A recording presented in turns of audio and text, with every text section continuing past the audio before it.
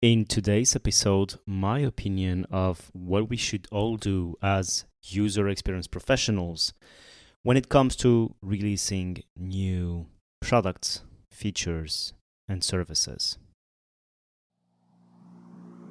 One, two, three, four.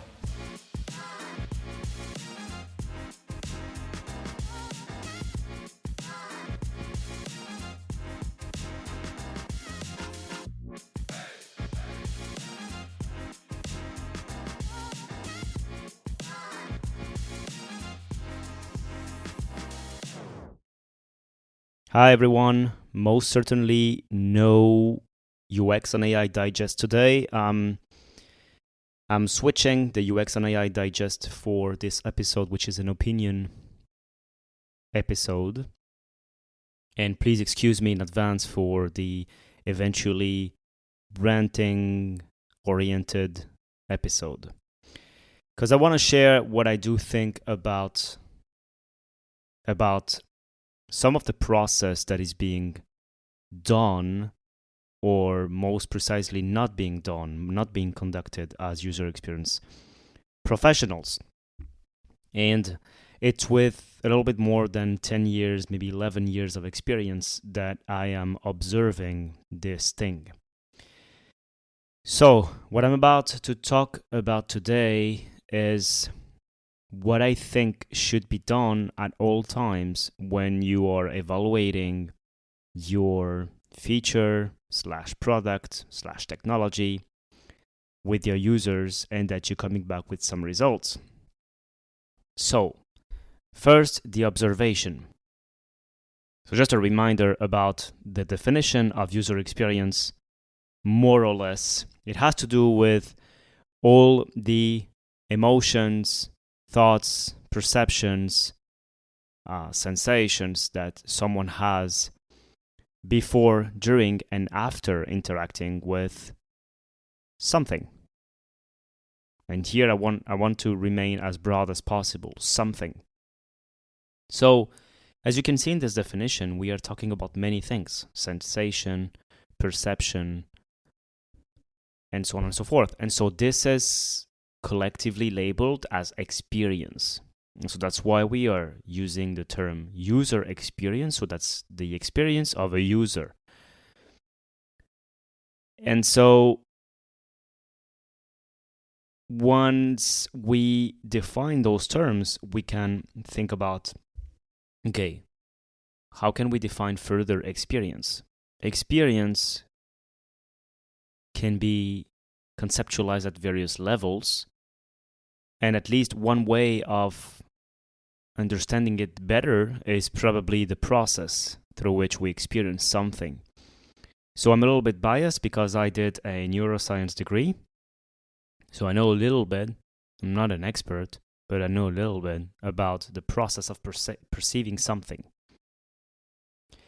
which is when you interact with something first, and it's not the first here, I'm just using that for the sake of simplification.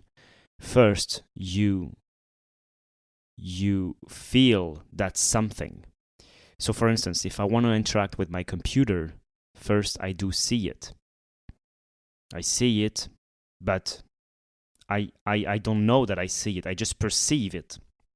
Meaning I see my computer on my table and I can grab it. But first, I need to see it. And here the word see is like directly I'm talking about the perception and something that it reaches my consciousness. But before that, the signals, like the electromagnetic waves, let's say the colors are reaching my sensors, which is my retina in this case, and then this is being integrated in my brain to shape an overall image of what is my computer like and where it is in space and so on. And at the same time, I have a million other things happening in my body and my brain.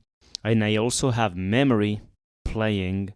I also have my motivation. Maybe I'm motivated to do some work, maybe I'm not. All of that is playing at the same time to form a coherent image that I will be able to digest. And I do not want to, let's say, complexify this too much, but we can imagine that there is also the attention playing out. So we could be willing to focus on the computer more than other objects that are surrounding us, because this is the center of our attention at this very moment, because we are driven towards doing some work with it and not with other objects. So the ability to focus, that is of utmost importance. But nevertheless, we can imagine that we can understand that the process through which we use something goes from sensation to perception to action. And so by sensation, I mean all the signals that reaches your sensors. So it can be your hand if you touch something, your mobile phone. It could be your eyes if you see something, a car passing by down the street.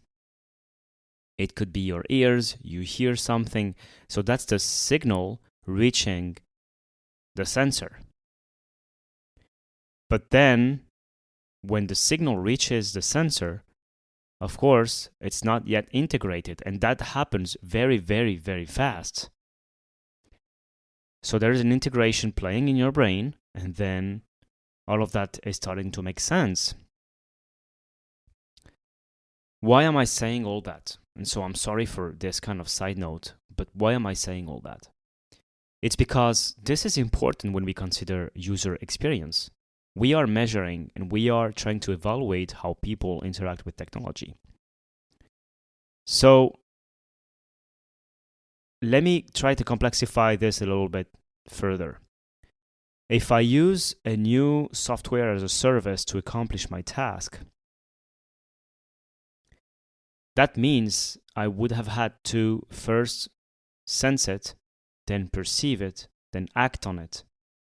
And then there is all the complexity downstream of me evaluating my interaction with this piece of software according to a million other criteria that are playing, and only a handful of them are accessing my memory and my consciousness.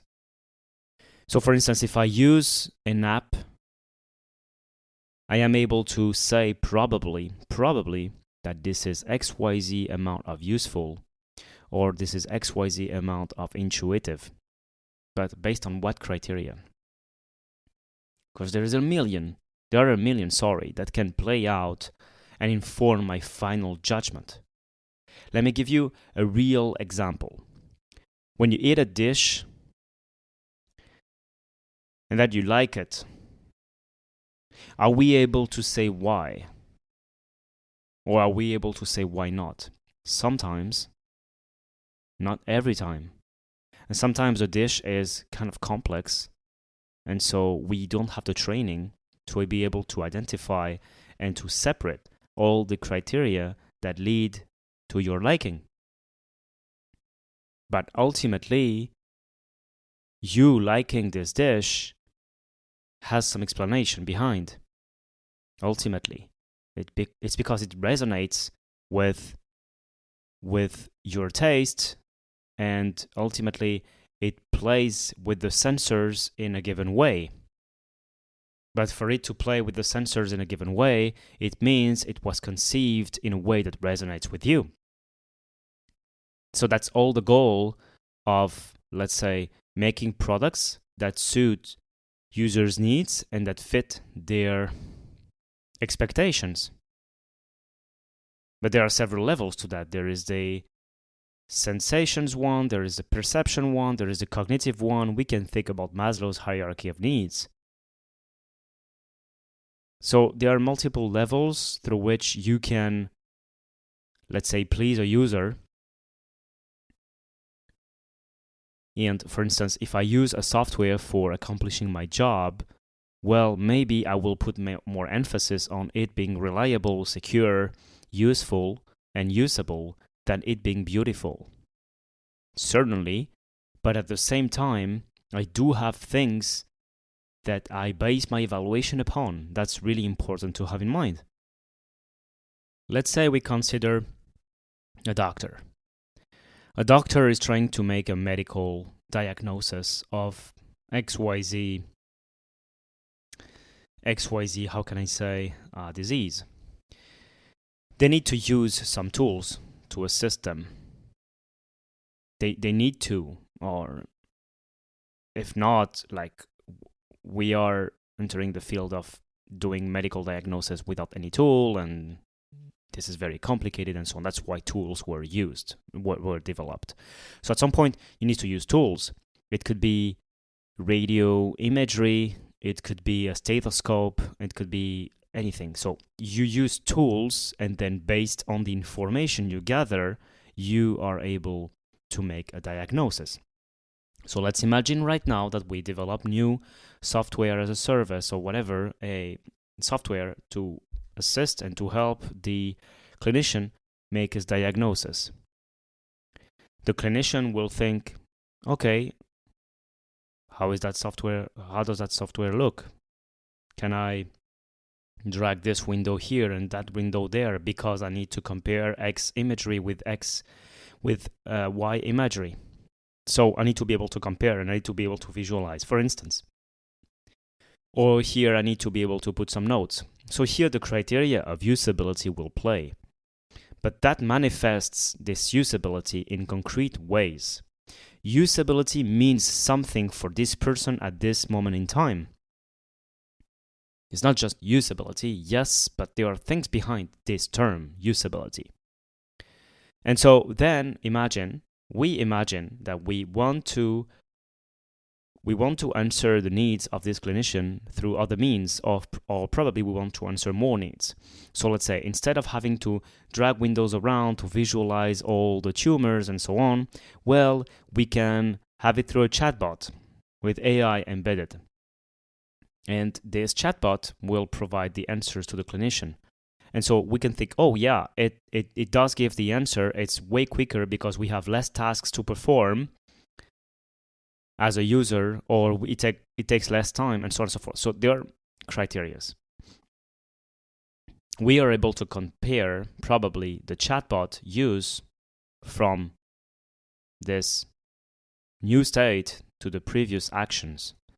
And we are able to say, oh yeah, it's more usable. It's more pleasant, whatever. It's more reliable, or it's less reliable, but it's more usable.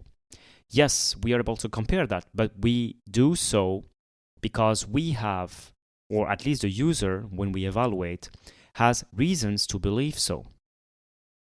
Like, there are really practical implications behind this new perception. So this is the same thing as with your recipe that you like. It is the same thing as with the mobile that you use. It is the same thing with the car that you drive every day. It is the same thing. We have a perception, it reaches our consciousness, we evaluate it, and we emit a judgment. That's how it works. And sometimes it's done consciously, sometimes it's done unconsciously. And I do believe that we can be trained at, I'm not saying we will have a one-to-one relationship between our evaluation and our sensation, but we can be trained at identifying the reasons why something clicks or it doesn't. We can be trained. For instance, I'm really much biased because I'm a user experience professional and especially researcher, and I worked in that field for like 11 years.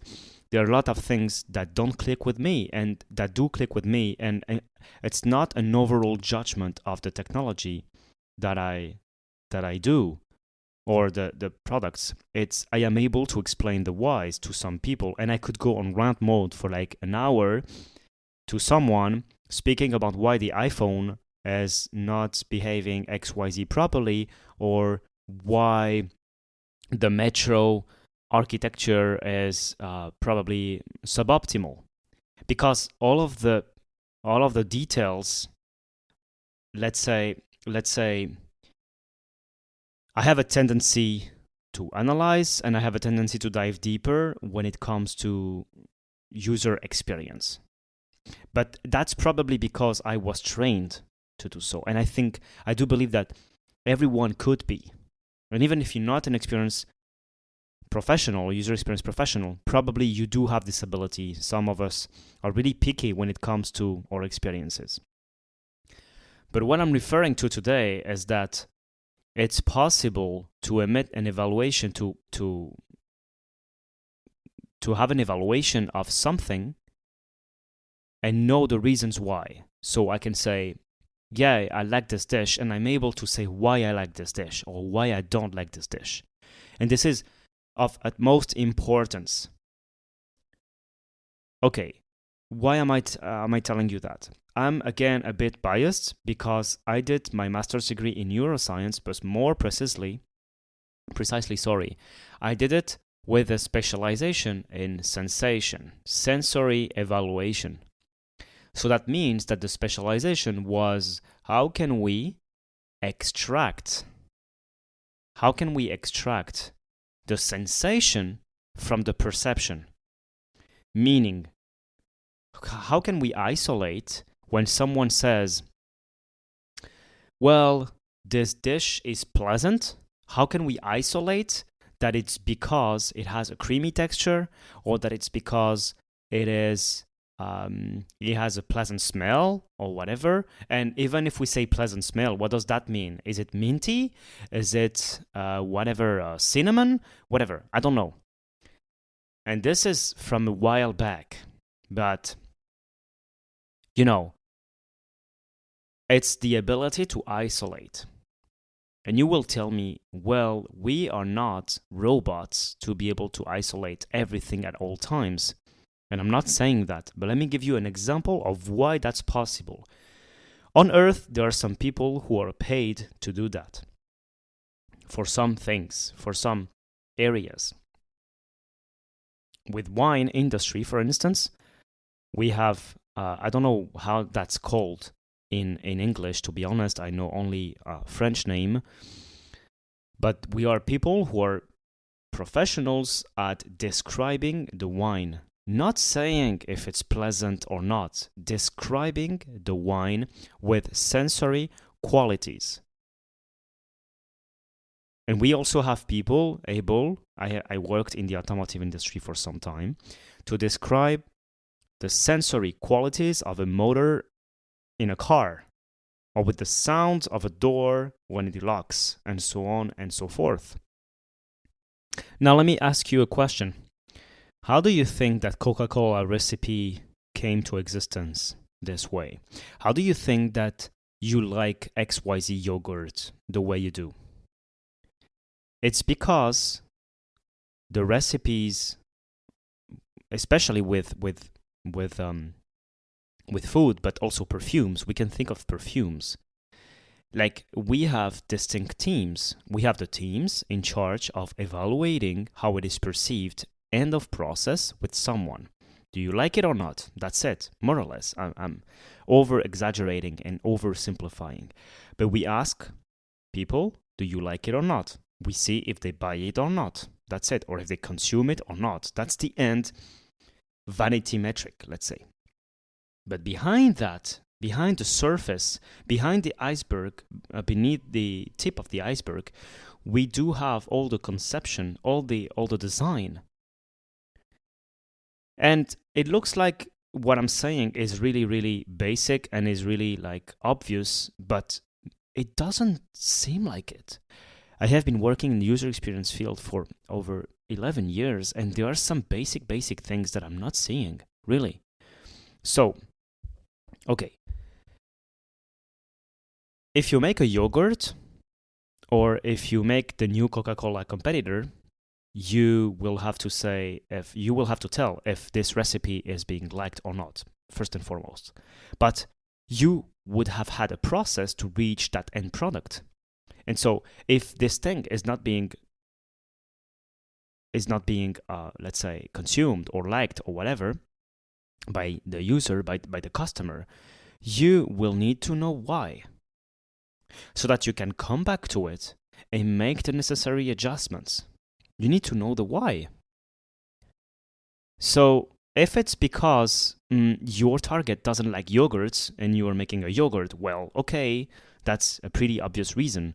But if they do like yogurts because they do consume yogurts, but you want to improve on the recipe, you need to be able to tweak the ingredients. So you need to be able to go back to your, I don't know how that's called, to your chef in this case, or to your ingredients formulator. And this applies also to perfumes and to wines and to everything. That's my point today, to everything. You need to be able to come back to them and say, look, it was not liked, but if you say that, how do you think they can act on this feedback? They cannot act on this feedback because they don't have enough information. That's it. We need to provide as much detail as possible and to be the bridge between the perception, the sensation, and the physical properties or attributes of your product. So that's it. And now let me tell you, I did this training, which is on neuroscience, but with the specialization in sensory evaluation. Yes. But then I realized this is not new. There is a model in user experience which is called the Ascenzal's model. I don't know if I'm pronouncing the last name correctly. So Ascenzal shared a framework to conceptualize user experience. And it goes in 3 steps. First, we have like the intended qualities of your product. So when you do something, when you make a product, you do have an intended quality that you expect to reach. So let's say, using a MacBook to type on the keyboard, it should produce XYZ feeling. So for instance, a premium quality feel, and so on and so forth. And then the teams need to define, what does that mean to have a premium quality feel? If I type on a key on the keyboard, what is the sound it should generate? What is cheap sound like? What is premium sound like? We need to be able to compare. And then, once we know, we need to be able to isolate the physical properties so that we can generate that feeling. And this is not science fiction, what I'm saying. This is real. Like, how do you think that we have great products? How do you feel that we can all think about a great product because we know that we have references for that? Even, like, if I tell you right now to think about a great perfume, or think about a great computer, or think about a great car, you will be able to think about that. And if I ask you to think about the best car you have been in, you will be able to tell. And even that car, you will be able to say, look, I didn't like XYZ, even though the car in itself as a whole was great. Well, that's a proof that asking someone to judge a product overall is not the only thing you should do as a user experience researcher. You should isolate all the components that lead to a final evaluation. And so you will be able to say, oh, look, I have been in this car, and I remember, well, the steering wheel sensation was amazing. Yes, that's what we want as designers and as conceivers of technology or objects or experiences. That's what we want. We want to have the details because we want to be able to go back to the engineers, designers, developers, and so on, and to say, look, this person or this group of people, they said that XYZ aspect of the experience could be improved this or XYZ way. I hope you get the point. Okay, so this is Ascenzal's model. He states basically that when we conceive an experience, we do have something in mind. So we want to generate a feeling. So let's say premium or soft or whatever, creamy texture, whatever. So we do have several things that we have in mind. And so that's the conceiver's space, the conceiver imagination, let's say. But then it doesn't mean that it will be perceived this way. You can think about all the premium qualities you want to embed in your product. It doesn't mean that the end user will perceive it as premium. And that's the second stage in Ascenzal's model. You need to evaluate that product with the user and ask them, How do they perceive it alongside the dimensions that interest you and that you think should be assessed? So how premium does it feel? How creamy does it feel? And so on and so forth. And this, even that, is like an interpretation of the attributes, because premium, what does premium mean? So when you have a doubt, try to decompose what you are assessing. Because the more you decompose up to the point when you cannot decompose anymore, then you have your relationships between the attributes of your product and the sensation it provokes and the perception it provokes. So if you only evaluate premium, yeah, that's great. If your team internally has all the framework to relate premium to what it means when conceiving the product, fine. But if you don't, you need to be able to evaluate that with your users. Evaluating all the subcomponents of a premium feel: sound, touch, aesthetic, style, and so on and so forth. You need to be able to do that work. And so that is the second level, which is the intended perception actually reached? Okay, and then the final level is, okay, now that we have evaluated the perception along these dimensions, what is the final judgment? Is it satisfactory? Is it easy to use? Is it, I don't know, will people buy it? This is like vanity metrics. This is usually what the business is interested in. But there is a danger to that. It's that if you only do this and not the rest, you have the tip of the iceberg. You don't have the full story. And you cannot come back to your designers saying, look, the satisfaction is a bit low because the premium feel is not there yet, or the satisfaction with this chatbot for medical diagnosis is low because the chatbot is unreliable, because it is giving XYZ answer, like it's variable and it gives a different answer every time. For instance, in 3 cases out of 10, it randomly outputs wrong things. Whatever. I'm sorry. I'm taking wrong weird examples, but hopefully you can get the point, which is you need to be able to have a bridge, or to be a bridge between what the users feel ultimately and what you will tell your designers and your engineers, because your engineers are not thinking about, they are not talking to users. This is your job.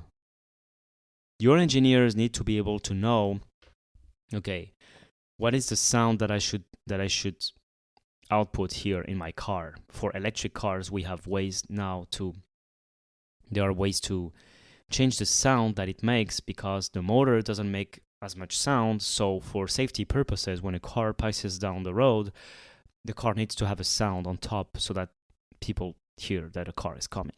And so there is a whole discipline of generating sounds for cars, right? And it needs to be somewhat safe, but at the same time pleasant, and so on and so forth, right? So imagine your car engineer, your sound engineer, they will not think about pleasant, not pleasant. This is not something, it's not their vocabulary. Their vocabulary is the frequency of the sound, the layers I should add, and so on. And so for that, you need to be able to go as close as possible to the language they speak. So you need to be able to tell them, look, this sound, it evoked alarm for them and not something pleasant. Whatever. Because they felt it was high pitch, for instance. So, okay, I hope I make my point across. The idea is to isolate as much as possible the sensation from the perception. The sensation is a description of the attributes of the product or the feature or the thing you're using. And the perception is the final judgment that you make about this product. And so there is a whole discipline which is called sensory analysis.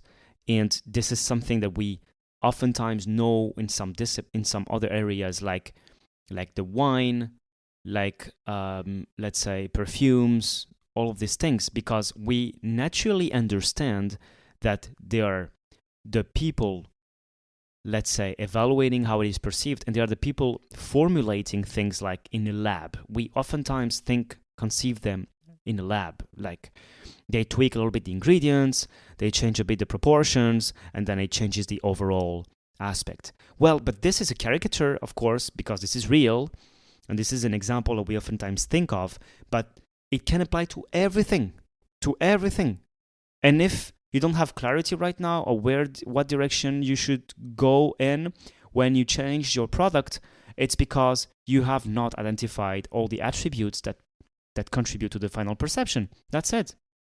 And this applies to everything. And so that's my rant today. I'm sorry if it feels like a rant. I will try to hold as much as possible.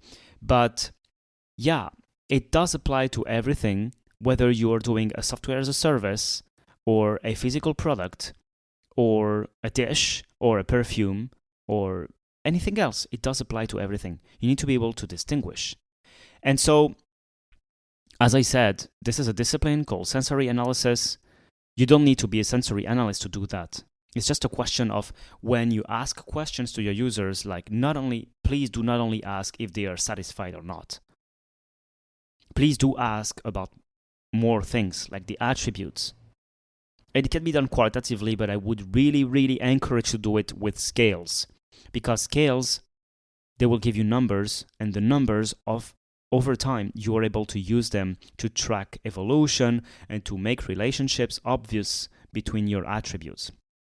Now, the last thing, of course, we need to think about something that is really important, which is not everyone rates the same way. Even if I ask you, to what extent do you feel this sound is alarmful on a scale of 1 to 10? So that's an attribute. That goes before, in terms of the sensation and perception chain, before the final judgment. So, alarmful sensation, someone can rate it as a 4 and think that it's highly alarmful. Well, maybe not a 4, but a 6. And someone might rate it as an 8, and for this person, 8 is high alarm, because we don't have all the context. For some people, like, we don't have the reference points.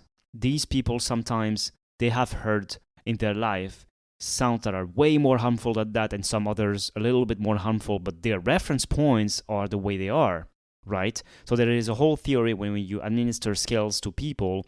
Some people advocate for, let's say, standardizing all the results because not everyone rates the same way. And some people say, no, we shouldn't standardize these scales because the differences with which people rate is important in itself. Anyways, I don't want to enter into this debate. I think that it depends on the end need. But ultimately, if you do administer scales to people, it will help you track the changes, and it will help you, even if it's not statistically significant, because it will oftentimes not be, you will be able to go back to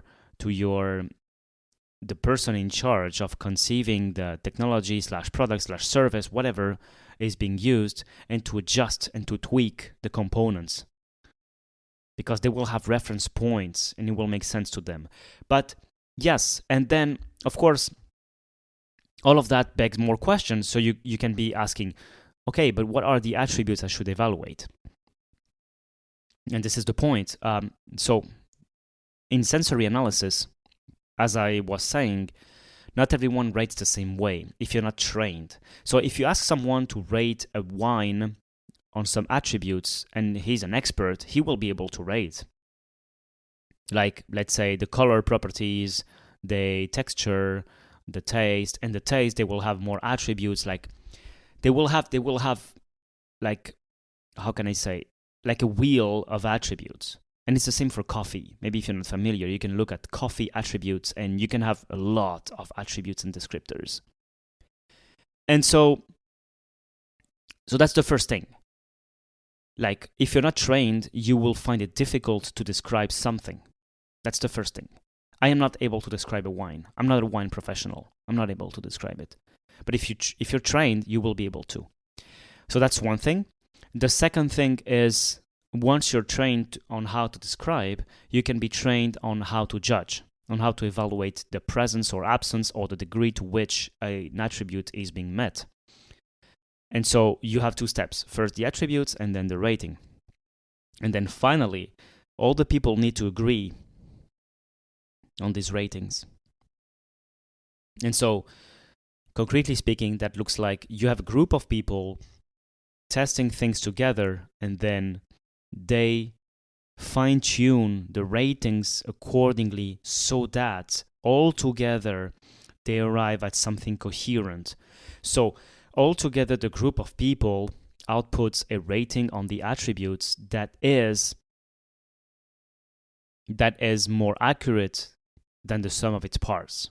So it's like an instrument of measure which is composed by several humans. And these people, we train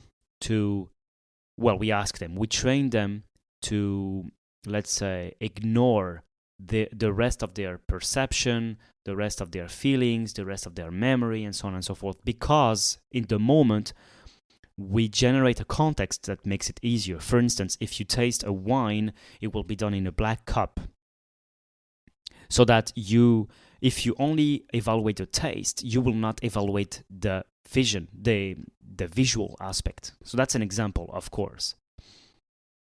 And that applies to a lot of other things. I worked in the car industry, and we had like rooms in which you had no sound coming from the exterior that could pollute your perception of the sound.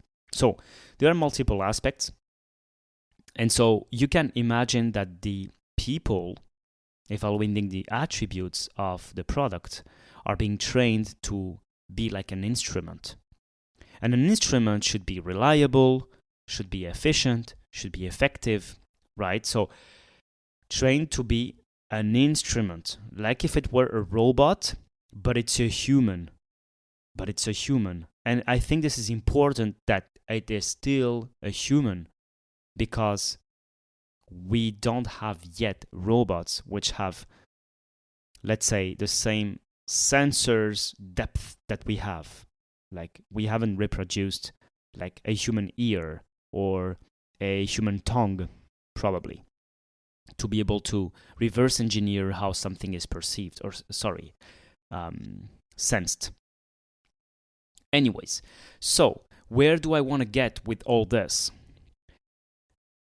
Okay, if you work in software, let me give you an example. If you work in software and you are working on a new chatbot, and you want to have a guess at if it is, let's say, appreciated among your users or not, you could go the route of, measuring satisfaction, and that's it.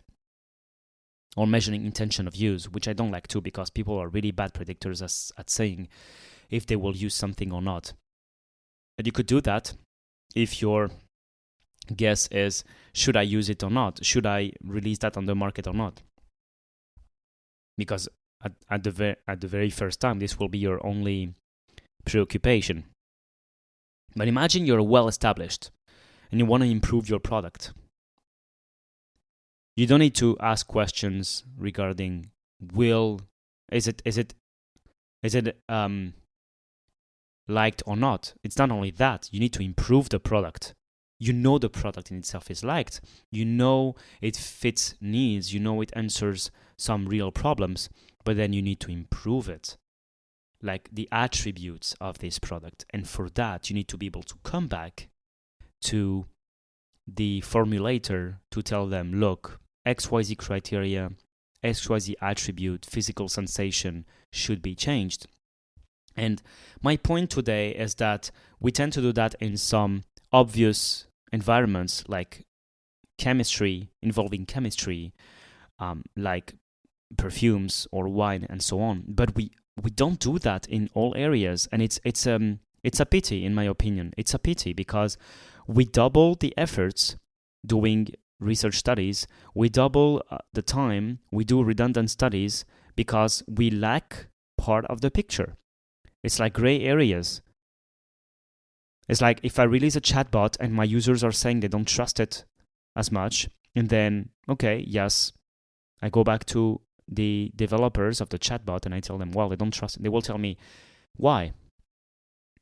Well, I can tell them with the qualitative information, but ultimately it will last one round of iteration, but then that's it. They will be able to have reference points. So if I tell them it's not reliable, yeah, okay, it's not reliable. Okay, so I need to increase reliability, but how does that work, increasing reliability?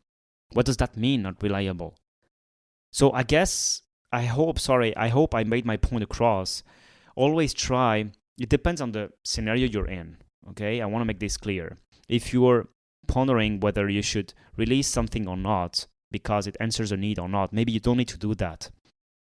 But if you're a well-established product and you need to improve it, you need to be able to have a perfect bridge, like a flat and smooth bridge of relationship between how it is perceived and what you should change on the product. And this is real. I worked on attachment, emotional attachment to a product. And I was able to identify up to the attributes that we could place in a product to create emotional attachment. I'm not saying that I reached emotional attachment, but I worked on this field and in this domain. So this is something real.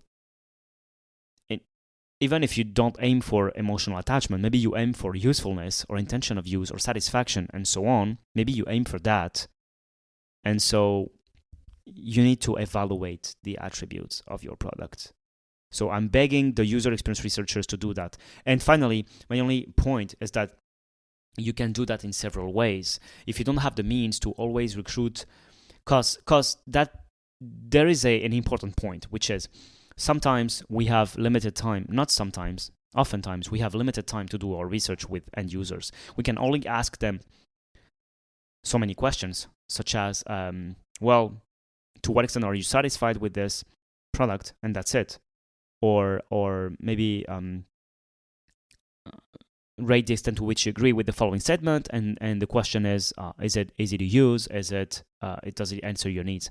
And you don't have time to ask all of the questions, like to what extent do you find it's reliable? To what extent do you find it, accurate, and so on? We don't have time to ask all of these questions. So if you do have time, please do it. I really encourage you to do it.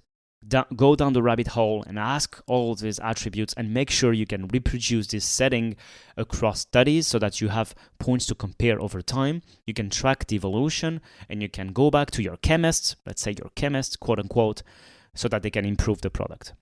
If you cannot with end users, at least do it internally. Train your team internally on the sensation and on the perception of the product.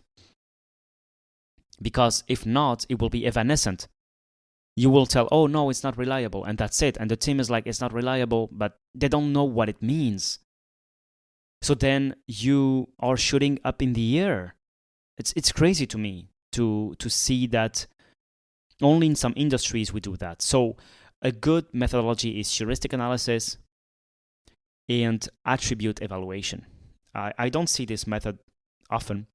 Well, the method itself is not attribute evaluation. It's rating scales. You basically rate the extent to which something is present or something fills a criteria, and that's it. And then, well, you do that, and you have your attributes being evaluated. And you can do that internally if you don't have access to users. But at least please do it. Find a way to do it. So I hope I made my point across. Evaluate the attributes, come back to your chemist, iterate on the formula, and you have a winning recipe. Thank you for listening to today's episode, and see you in tomorrow's episode. Cheers. Bye-bye.